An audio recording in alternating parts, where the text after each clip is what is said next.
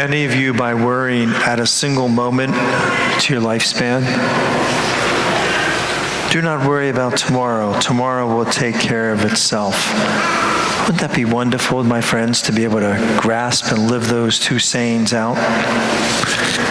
A man that was an incessant worrier was always walking around with the weight of his shoulders on his back. And one day he changed, and somebody said to him, his good friend, he said, what happened to you?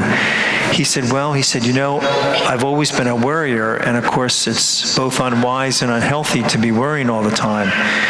So I hired someone to do the worrying for me. He said, well, how much does that cost? He said, $500 a week. He said, how can you afford that? He said, that's his worry.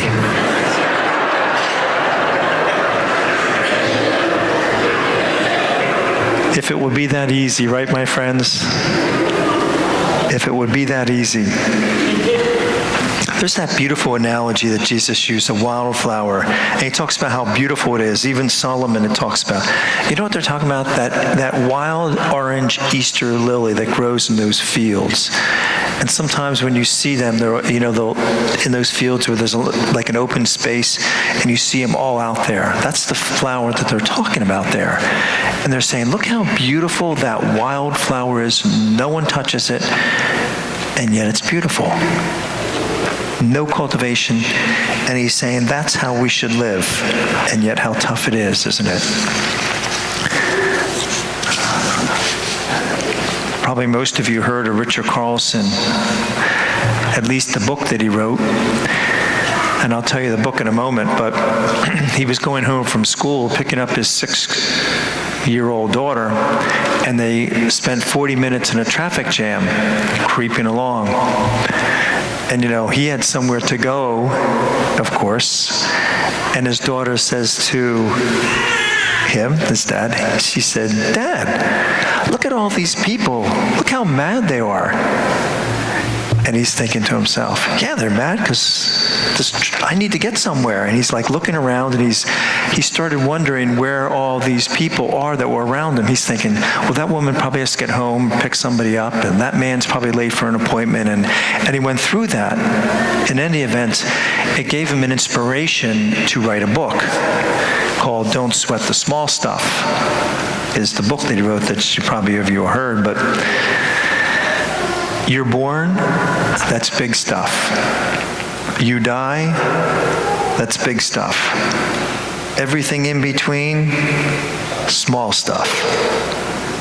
And I thought, man, it's tough to live like that, isn't it? It's tough to live like that. All of us, we get those worries, and I myself included. We walk around and the shoulders start to hunch, and we bend down. We're constantly looking down. There's an interesting article I read this past week in the early days of aviation. And that's before they had all the compression compartments in the planes and things. And this man was in a single plane, and he noticed that a rat was in the compartment next to him chewing on wires. And he's thinking to himself, how do I get rid of this rat? So you know what he did? What do you think he did? Flew higher, right? Flew higher.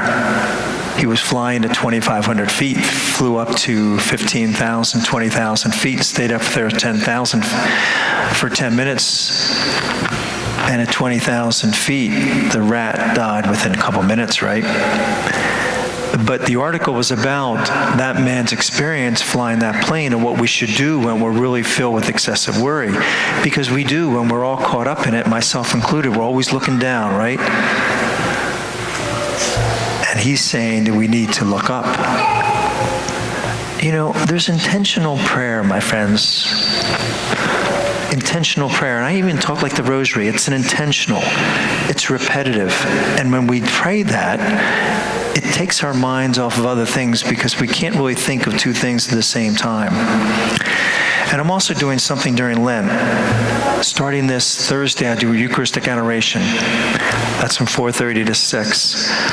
I don't have it this week, so it's starting this week, Eucharistic Adoration, but then I added another hour on top of that from 6 to 7, starting not this week, but the following after Ash Wednesday. It's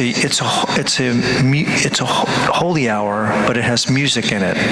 A man that does retreats for young adults and teenagers do these inspirational holy hours for the youth, and they just love it. Because you know why, my friends? So we have all this worry, anxieties within us, and on top of it, people are pulling at us in all directions, aren't they? We have to do this, somebody wants us to do that, and da-da-da-da-da, and the list is long, and we feel like being pulled in all sorts of directions.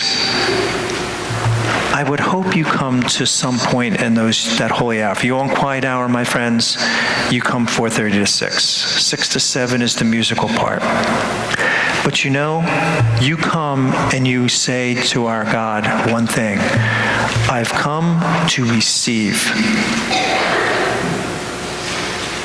Everybody's pulling something out of us, aren't they? We need to be filled with something. And that's what he loves to do, fill us with himself. You come to be filled, my friends. It's a beautiful thing.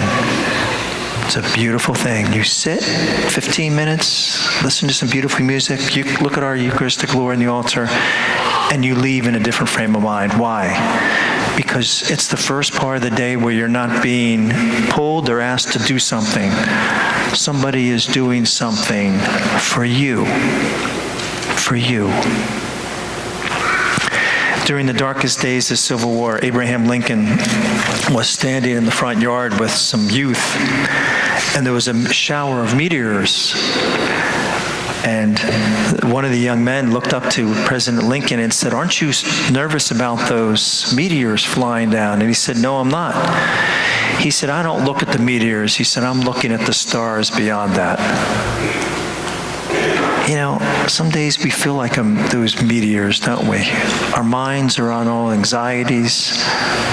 We need to keep our mind and eyes on the stars, don't we, my friends? And so this week, as we begin Ash Wednesday, starting this Wednesday, all of us, it'd be a wonderful thing, my friends, to start this Lent, keeping our eyes on the star. God bless you.